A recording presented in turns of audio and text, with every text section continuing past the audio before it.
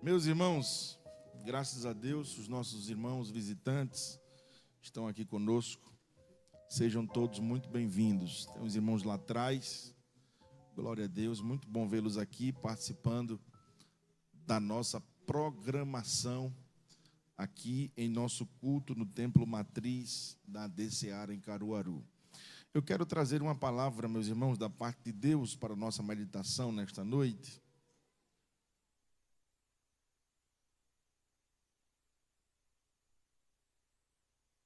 Já tratei, inclusive, este assunto aqui, mas não da forma que vou falar hoje.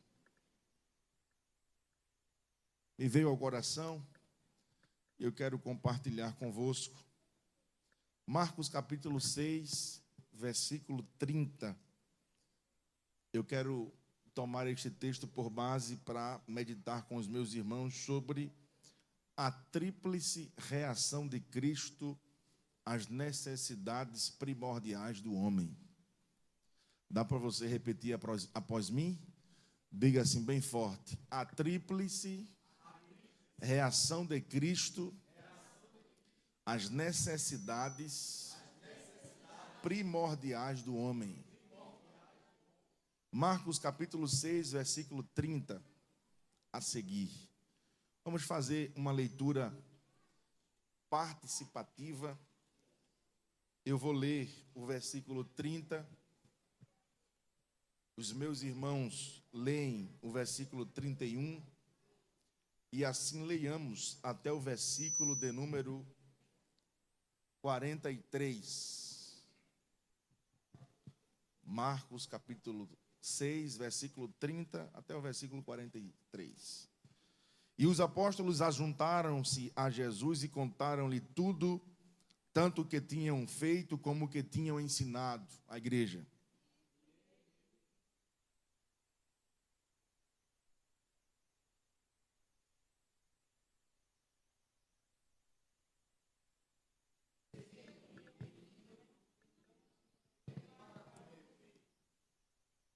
Versículo 32, ou 30, é o 32 mesmo, né? A página virou aqui. E foram sós num barco para um lugar deserto, 33.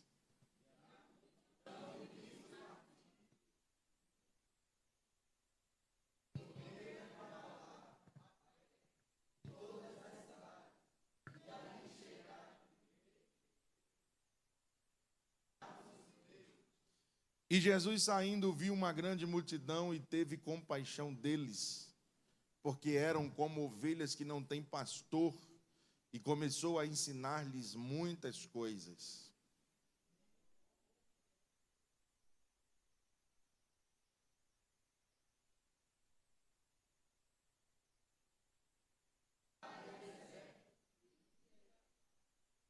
Despede-os para que vão aos campos e aldeias circunvizinhas e comprem pão para si, porque não têm o que comer.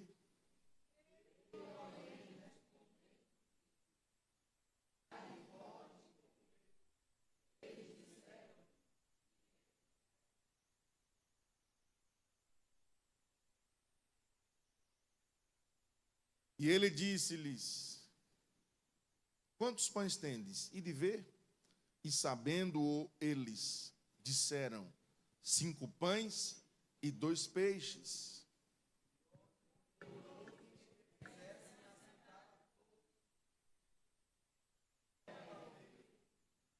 E assentaram-se repartidos de 100 em 100 e de 50 em 50, e tomando ele a igreja, 41.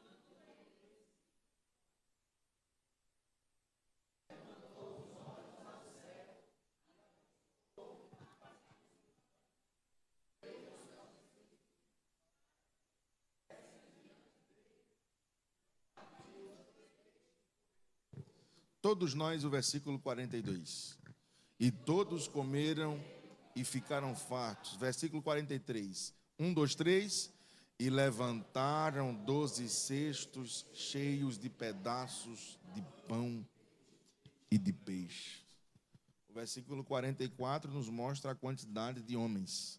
E os que comeram os pães eram quase 5.000 homens.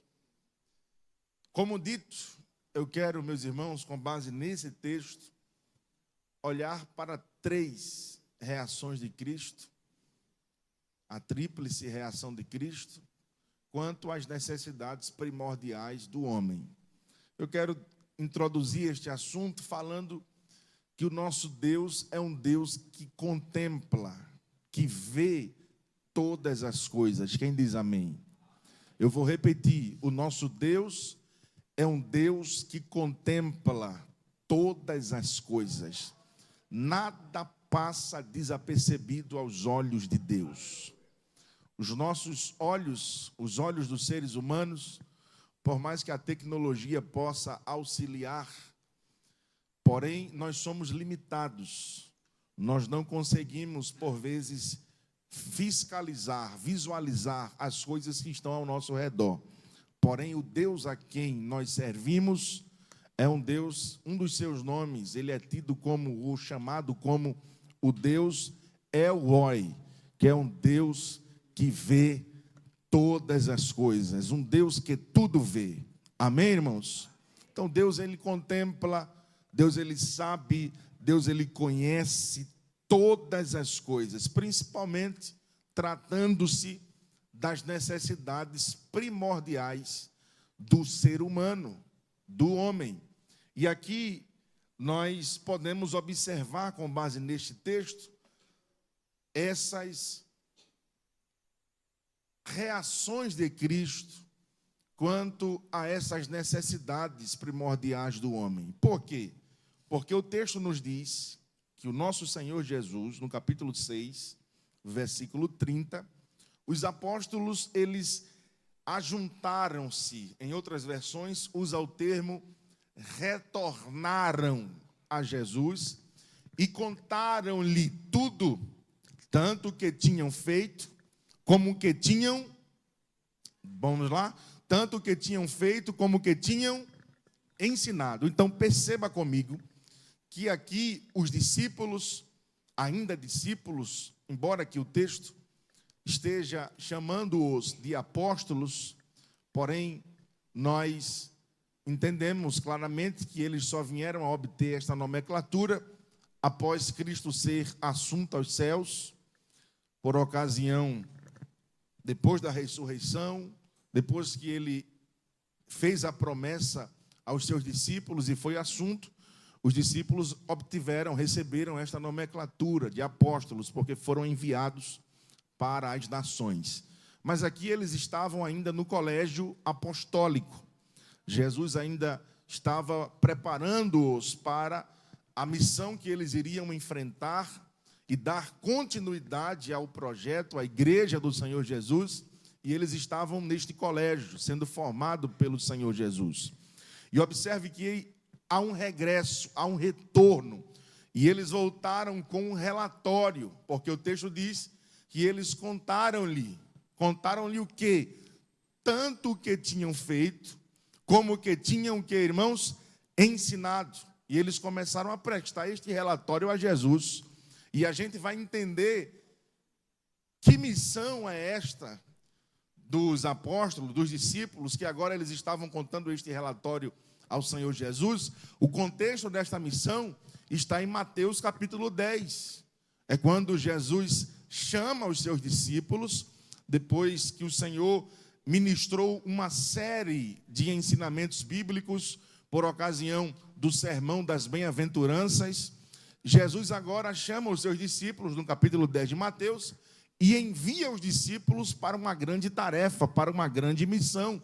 E Jesus orienta aos discípulos o que eles deveriam fazer, o que eles deveriam levar, para onde eles deveriam ir.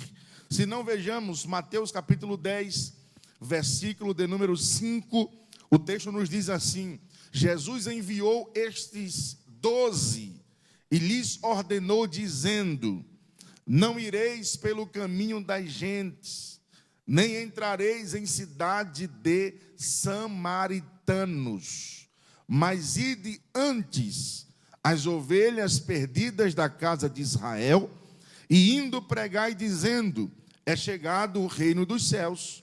curai os enfermos, limpai os leprosos, ressuscitai os mortos, expulsai os demônios, de graça recebestes, de graça o que, irmãos? De graça dais. E Jesus começa a orientá-los, a mostrar o que eles deveriam fazer, por onde eles deveriam ir. Jesus deixa bem claro que eles não deveriam ir para o caminho das gentes, isto é, para os gentios, porque ainda não era o momento. Jesus também orienta os que eles não deveriam ir para o território dos samaritanos, porque havia um problema lá entre os samaritanos e os judeus, e posteriormente Jesus iria resolver, por ocasião do encontro com a mulher samaritana. Mas Jesus faz essa observação dizendo: ide antes as ovelhas perdidas da casa de Israel. E o que é que vocês vão fazer? Indo pregai o evangelho, pregai a chegada do reino dos céus, versículo 7. E indo pregai dizendo: é chegado o reino dos céus, curai os enfermos, limpai os leprosos, ressuscitai os mortos, expulsai os demônios, de graça recebestes, de graça dai. E os discípulos foram, o texto diz que eles foram em dupla, partiram para esta missão. Marcos capítulo 6, versículo 30, é justamente o momento que eles estão retornando desta campanha evangelística, nos termos de Israel. E o texto nos diz, irmãos, que eles voltaram tão empolgados com um relatório para contar para Jesus, porque o texto nos diz que eles começaram a contar tudo quanto tinham feito, como também o que tinham ensinado. Eles não apenas pregaram acerca do reino, mas também eles viram sinais acontecer, porque o texto diz o que eles tinham feito. Imaginem comigo os discípulos dizendo para Jesus: em teu nome as enfermidades foram expulsas, em teu nome os demônios saíram das pessoas que estavam possessas, em teu nome nós vimos milagres acontecer, pregamos acerca da chegada do reino de Deus, e os sinais acompanharam, e eles começaram a contar a Jesus. Só que o versículo 31 nos diz que Jesus observa a primeira necessidade do homem, ou a primeira necessidade primordial do homem. Em primeiro lugar, versículo 31 do capítulo 6, está escrito que quando os discípulos começaram a contar, Jesus respondeu dizendo para eles assim, e ele disse-lhes, isso é Jesus falando: vinde vós aqui à parte, a um lugar deserto, e fazer o quê? E fazer o quê? Isso é até estranho, né, irmãos? Jesus mandando parar a obra? Sim. Jesus disse: vocês estão muito envolvidos, vocês estão muito atarefados, vocês estão sobrecarregados. E o que é que nós vamos fazer agora, Jesus? O Senhor vai nos enviar novamente para uma tarefa? Não. Para onde vamos agora? Parar um pouco. Vamos dar uma pausa no ministério. Nós vamos para um lugar deserto. Nós vamos repousar um pouco. Nós vamos recuperar, recobrar as energias. E o texto mostra o motivo. Por quê? Porque havia muitos que iam e vinham e não tinham tempo para o quê? Jesus observou a necessidade física, sim ou não, irmãos? Jesus diz: vocês estão tão envolvidos, tão compromissados, que esqueceram das suas próprias necessidades físicas. Mas eu sou um Deus que tudo vê. Deus contempla as tuas necessidades físicas. Deus conhece as tuas necessidades físicas. Deus sabe o que está fora do lugar, o que está faltando. Não te preocupa, porque Ele conhece todas as coisas. Jesus disse: não, vamos parar um pouco. E ele reagiu. De que forma ele reagiu? Vamos para o deserto. Entraram no barco e o texto diz que eles partiram para um lugar deserto. João capítulo 6, que trata deste mesmo milagre, João diz que eles foram para os desertos de Tiberíades. Alguns historiadores comentam que Jesus, juntamente com os seus discípulos, eles navegaram 13 quilômetros pelo mar. E Jesus reage à necessidade física, atendendo, a princípio, se dispondo para atender, para que eles pudessem se recuperar, para que eles pudessem se alimentar. E o Pai iria prover todas as coisas, e aquela necessidade seria atendida. Mas não apenas a necessidade física. Havia uma necessidade implícita, que o Senhor, como conhece todas as coisas, ele já sabia que aquilo poderia afetar os discípulos. Em segundo lugar, Jesus reage à necessidade emocional.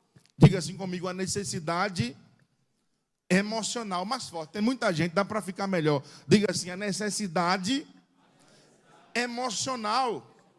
Porque a gente não pode observar apenas do ponto de vista físico, mas temos que observar também a necessidade emocional. Por quê? Porque quando os discípulos retornaram desta missão, quando eles voltaram para o lugar onde Jesus estava, o ambiente estava pesado.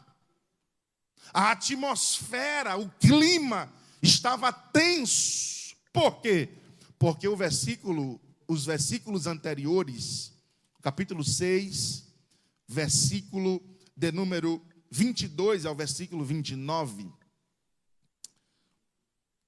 do capítulo 6 de João, a Bíblia nos mostra aqui o momento em que João o Batista tinha acabado de ter sido morto.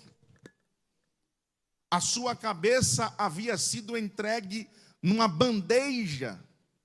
Se você observar o capítulo 6, versículo 28, nos diz, vamos ler o 27 e o 28, do capítulo 6 de Marcos.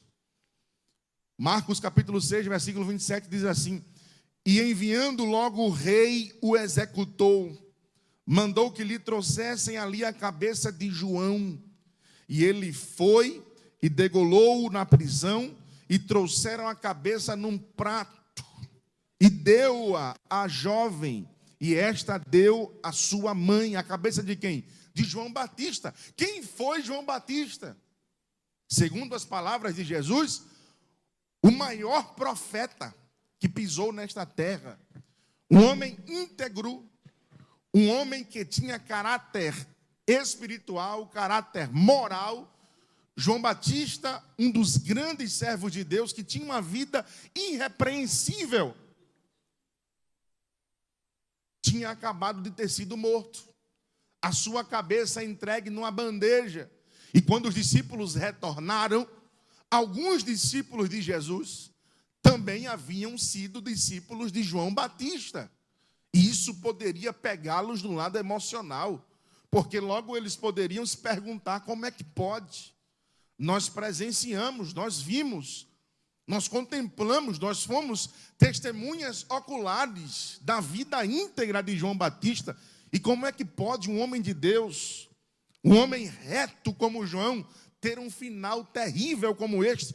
Isso poderia pegar os discípulos logo no início, na formação, no lado emocional. Aí Jesus, vem cá, vamos para um lugar deserto. Vamos sair desta atmosfera pesada. O clima aqui está tenso. O clima aqui está pesado. E para que vocês não sejam pegos no lado emocional e fiquem abatidos, com pavor, com medo do que pode acontecer com vocês também no futuro, porque vão morrer da mesma forma, né? Vão morrer, vai tomar o mesmo caminho. Os discípulos serão mortos no futuro por conta do evangelho, mas vocês ainda não estão prontos para isso. Então o que é que Jesus fez? Jesus disse: vamos para um lugar deserto, vamos sair deste clima pesado. Havia uma necessidade emocional, e Jesus, ele é refúgio. Jesus, ele é abrigo. Jesus, ele é proteção. Jesus, ele é esconderijo. Jesus pegou os seus discípulos e disse: vamos para o deserto, porque no deserto minha presença vai consolar. Quando a notícia chegar e vocês ficarem sabendo do que aconteceu com João, vocês vão estar comigo, o lado emocional vai ser atendido, e isso não vai abalar a missão que eu tenho para vocês. Isso não vai abalar o que eu vou fazer na vida de vocês. E Jesus, com o cuidado, com a precaução daquela necessidade emocional, Jesus pega os discípulos e vai para o deserto. Quem me entende, diga amém. Então Jesus reage a necessidade emocional. Jesus sabe o que está acontecendo. Jesus conhece a tua necessidade física, Jesus conhece a tua necessidade emocional, e Ele te traz aqui nesta noite para te dizer: eu sou refúgio, eu sou abrigo, eu sou esconderijo. Quem crê nessa palavra? Eu sou paz, eu sou calma. Busca em mim o que você está precisando para você ver se eu não resolvo. Então, Jesus reage àquela necessidade emocional, levando os discípulos para um lugar calmo, levando os discípulos para um lugar deserto. 13 quilômetros no barco. Só que algo acontece. O que acontece? O texto diz no capítulo 6, versículo 33, que quando Jesus partiu com os discípulos pelo mar, a multidão viu-os partir, e muitos o conheceram, e correram para lá a pé de todas as cidades, e ali chegaram primeiro do que eles. Isto é, enquanto Jesus estava pelo mar com os discípulos no barco, indo para um lugar deserto, o povo estava acompanhando pela praia. Quem está naquele barco ali é Jesus, e os seus discípulos. Vamos acompanhá-lo. Vamos acompanhá-lo. Quando ele descer do barco, a gente já vai estar lá, porque temos uma necessidade, que agora, além da necessidade física, além da necessidade emocional, em terceiro lugar, a necessidade espiritual. E agora, esta necessidade não é dos discípulos, esta necessidade é da multidão. Porque o texto diz que eles correram para lá a pé. Quando Jesus desembarca, desce, o que é que está defronte do barco? Veja aí, versículo 34. E Jesus saindo, viu uma grande, diga comigo, uma grande multidão. E o que é que o texto diz? Que Jesus teve, diga assim comigo, Jesus teve compaixão. Por que Jesus teve compaixão? O texto diz, porque eram como ovelhas que não têm pastor. Necessidade espiritual. Sim ou não, irmãos? Correram, foram atrás de Jesus. E quanto a esta necessidade espiritual, Jesus já havia feito planos.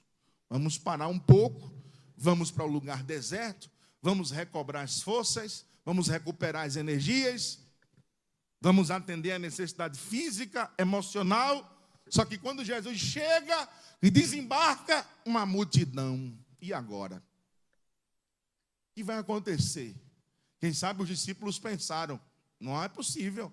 Ele vai lá conversar com o povo, despedir o povo, para que eles voltem depois, porque foi ele quem nos tirou de lá para cá.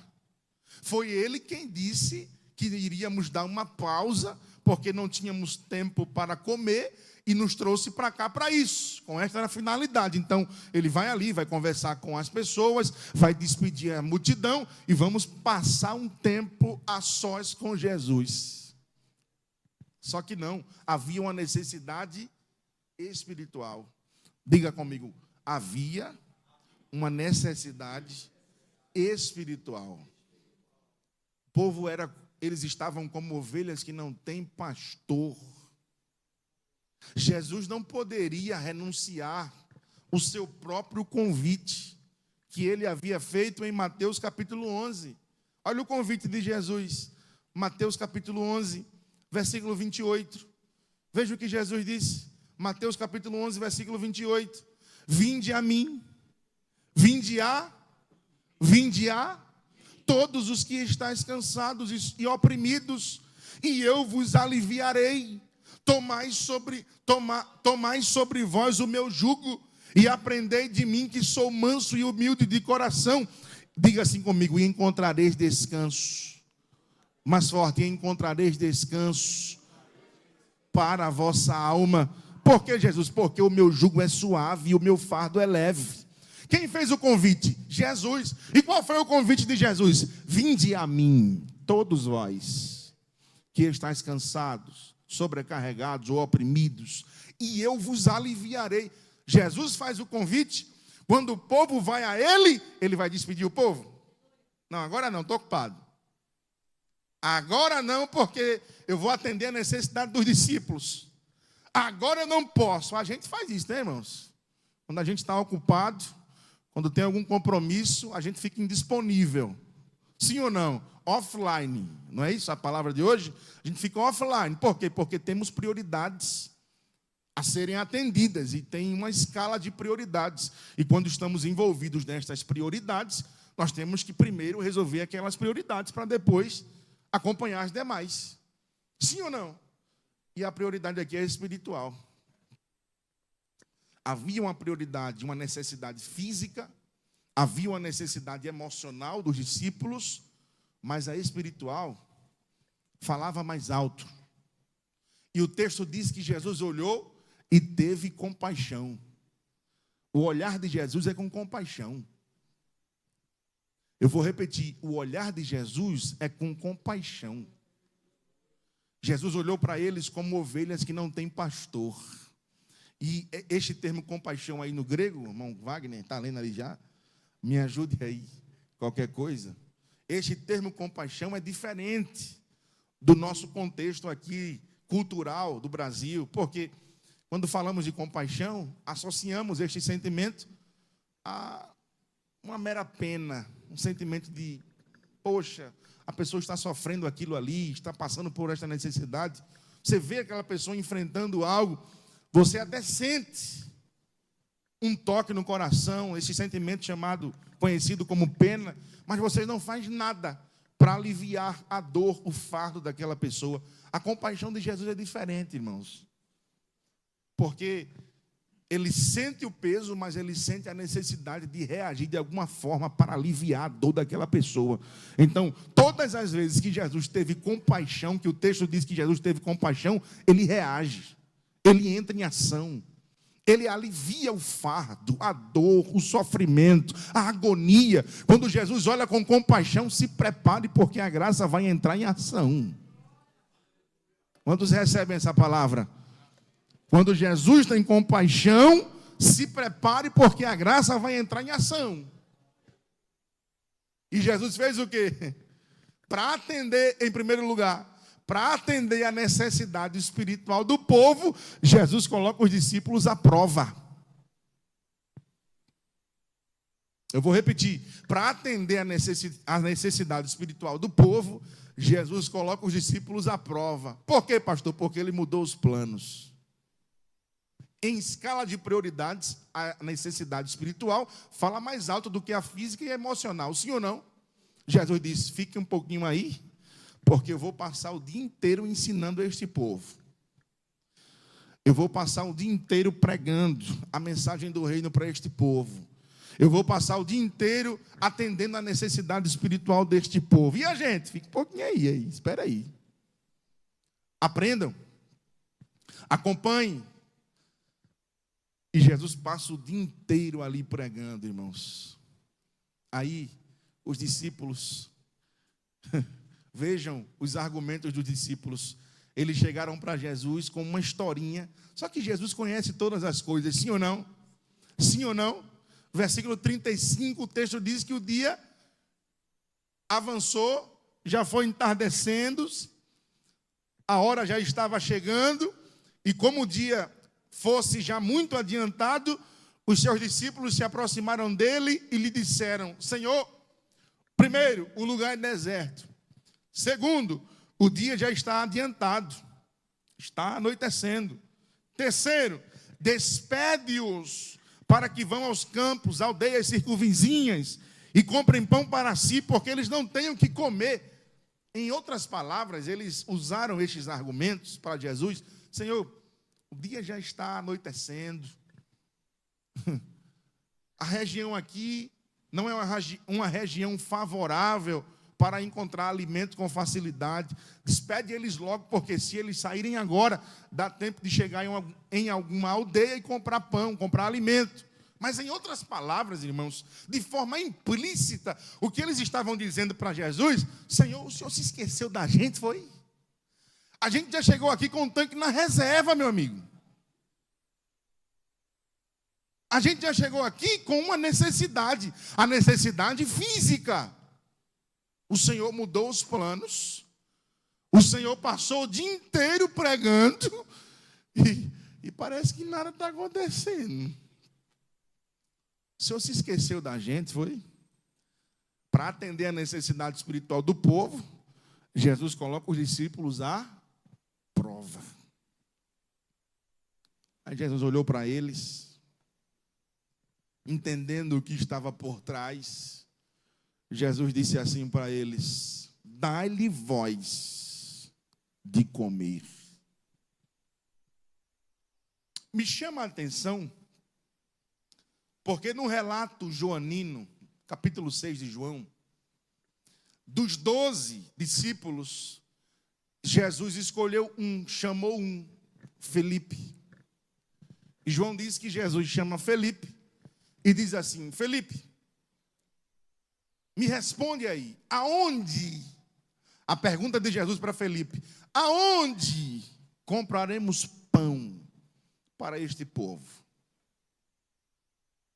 E eu fiquei me perguntando, por que é que Jesus escolheu Felipe?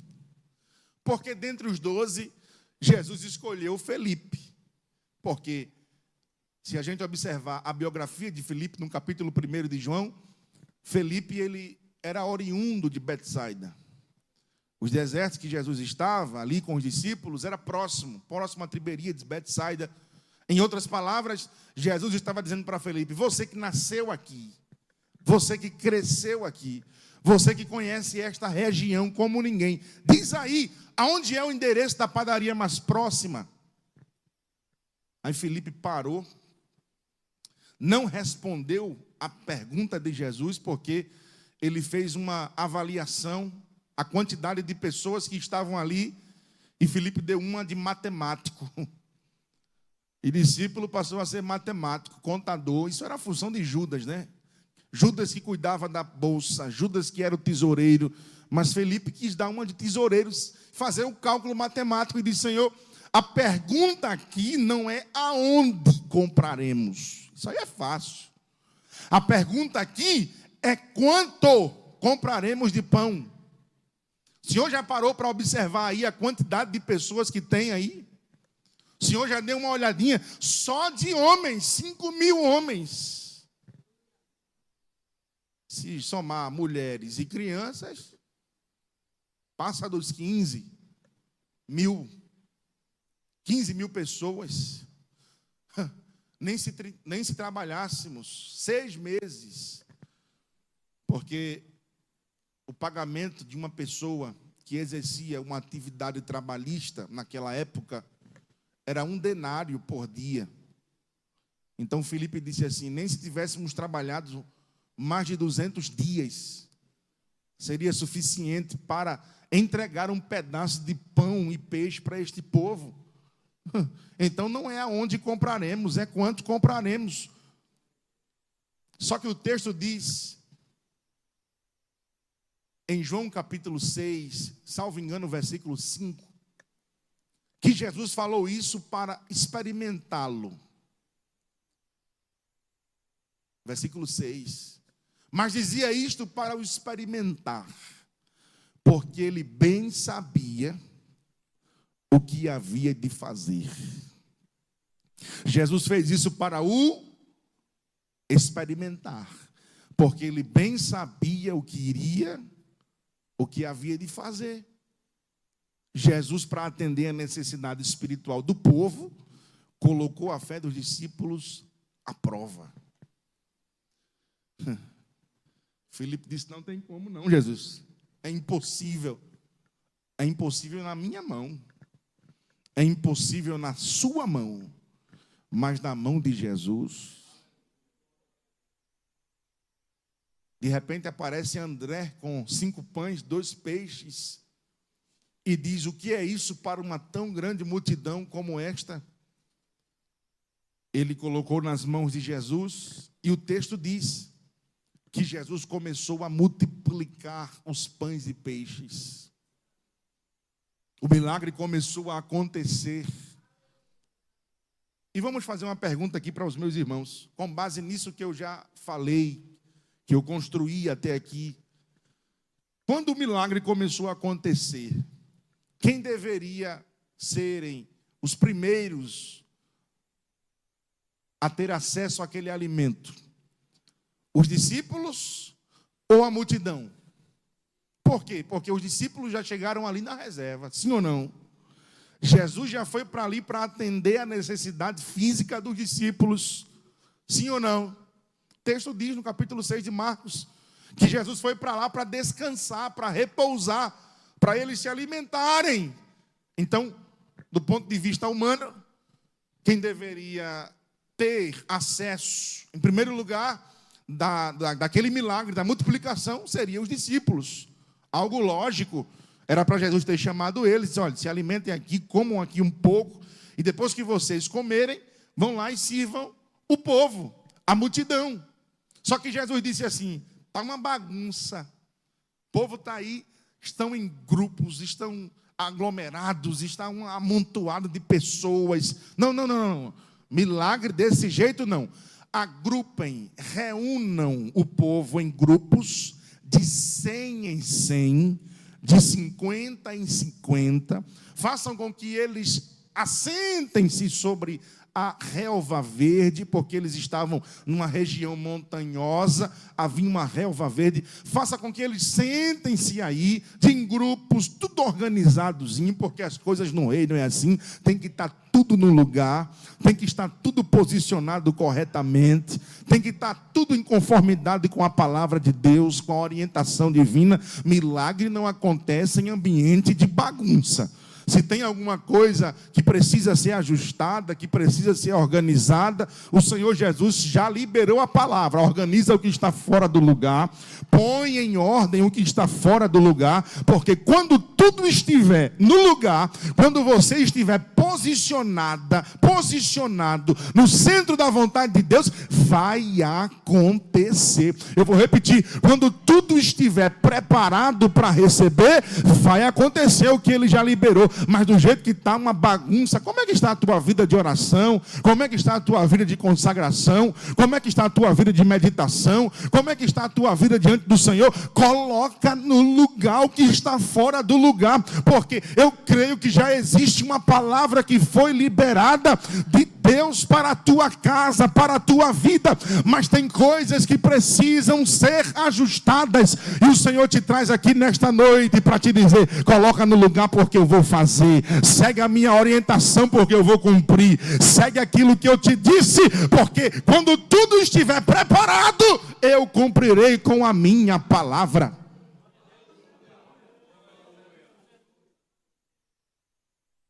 Coloca no lugar. Pastor, Você lembra de Elias? Quando assumiu o altar, os profetas fizeram um desafio, foram para o Monte Carmelo, e quando chegaram no monte, eles passaram ali a manhã inteira oferecendo os seus sacrifícios, e o texto diz que quando foi a vez de Elias, que ele assumiu o lugar para fazer um sacrifício ao Senhor, ele usou o altar da forma que estava? Não. O texto diz que, em primeiro lugar, Elias organizou o altar do Senhor, que estava quebrado. Por quê, pastor? Porque Elias entendia que o problema não é o fogo. O problema não é a manifestação do fogo. O problema é a preparação do altar. O fogo nunca foi problema, irmãos. Deus é um Deus poderoso. Ele é fogo consumidor. O problema nunca foi o fogo, porque Deus é poderoso para fazer isso e muito mais. O problema são altares que não estão prontos, que não estão preparados para receber a manifestação do fogo de Deus. É por isso que Elias disse, não, um altar que não está pronto, e um altar que não está preparado não recebe poder. Um altar que não está preparado não recebe manifestação do fogo. Então, em primeiro lugar, vamos organizar o altar. E Elias foi lá, organizou organizou o altar, colocou as pedras em volta do altar, que simbolizavam as 12 tribos de Israel. Elias preparou o sacrifício e ainda foi ousado, porque ele mandou cavar um rego, colocar água em volta ali do rego, porque ele entendia que a água, se fosse colocada em cima do sacrifício, a água poderia se esvair, e para que a água não se esvaísse, ele mandou cavar um rego, porque a água iria ficar ali mesmo, ali no sacrifício. E alguém olhava e dizia: esse Elias perdeu o juízo. Se já era difícil o fogo pegar no sacrifício sem água, imagine com água. Não, Paulo diz lá em Efésios capítulo 5 que a água é símbolo da palavra. O que é que Elias estava falando no campo tipológico? Coloca a água, coloca a palavra para as tribos de Israel. Não foram 12 tribos, ele mandou pegar 4 talhas vezes 3. 4 vezes 3, 12. Era uma talha para cada tribo. E o que é que a palavra faz? A palavra purifica, a palavra santifica. Aquilo que está despreparado, a palavra de Deus limpa, a palavra de Deus purifica. No campo espiritual, Elias estava dizendo: toma pureza para as tribos, santidade para as tribos, porque aonde tem um lugar santificado, preparado, não é difícil a presença de Deus se manifestar, não é difícil o poder de Deus se manifestar. E quando ele preparou todo o altar, colocou o sacrifício, colocou as pedras, colocou a água, quando ele orou por 3 vezes, a Bíblia diz que o fogo do céu desceu e consumiu todo o sacrifício, e o povo de Israel começou a gritar: só o Senhor é Deus. Por quê, pastor? Porque o milagre de Deus acontece em ambientes que estão preparados para receber da parte dele o seu milagre. Então diga para a pessoa que está ao seu lado: prepara o altar. Diga assim: coloca no lugar o que está fora do lugar. Deus está falando com alguém aqui nesta noite, eu tenho certeza, porque Ele colocou essa palavra quando eu dobrei os joelhos ali. Deus colocou essa palavra no meu coração. Deus te trouxe aqui para te dizer: coloca no lugar o que está fora do lugar, porque quando tudo estiver no lugar, tu verás o que eu, Senhor, irei fazer. Glória a Deus. Jesus disse: organizem, está uma bagunça. Organizaram, 50 em 50, 100 em 100, sentaram-se sobre a relva verde. Aí Jesus começou a multiplicar. Só que eu disse que Jesus coloca os discípulos a teste para atender a necessidade espiritual do povo, porque Jesus não serve primeiro o milagre lá, o pão e o peixe, aos discípulos. Os discípulos estavam famintos, estavam com fome. Mas mesmo assim, Jesus disse para eles: peguem o pão e peixe e vão servir a multidão. Eles estavam com fome, sim ou não? Eu vou repetir: eles estavam famintos, sim ou não? Mas Jesus disse a eles: vocês estão com alimento na mão, mas não é para vocês não. Vocês estão com alimento na mão, mas é para o povo. Irmãos, você já imaginou o estômago quando está com fome? Ele fala que é uma beleza. Você diz para ele: cala a boca, e ele diz: eu não te obedeço. Já passou por essa experiência de fazer jejum? Aí você quer ser discreto, fica ali, de repente quem está ao seu lado escuta vozes. Aí você falou aí, foi, irmão? Não, falei não. Foi o quê? Rapaz, tá bem. Quando ele está com fome, ele se manifesta, ele é desobediente. Sim ou não, irmãos? Imagine os discípulos com fome, com o alimento na mão, mas a ordem de Jesus era para servir. Sirva primeiro. Eu posso aplicar isso aqui? Irmão, para atender a necessidade espiritual do povo, Jesus nos coloca à prova. É a gente precisando de algo. E a ordem de Jesus é: vá servir primeiro. Pastor, como assim? É isso mesmo. É você precisando de uma porta de emprego, mas tendo que dizer que Jesus abre portas aonde não tem portas. Isso é um dos paradoxos do Evangelho, não é, irmãos?